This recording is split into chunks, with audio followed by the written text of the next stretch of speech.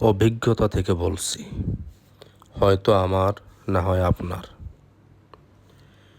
একটি বিষয় লক্ষ্য করলে দেখবেন, সব হাসি নিষ্পাপ হাসি নয়।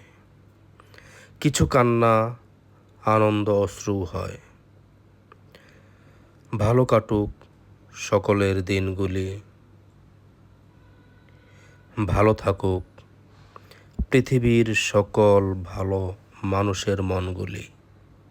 জি, আসলেই আপনি যখন আপনার আশেপাশে তাকাবেন, তখন দেখবেন কিছু মানুষ হাসতেছে, কিন্তু এই হাসির মাঝেও বিষ আছে।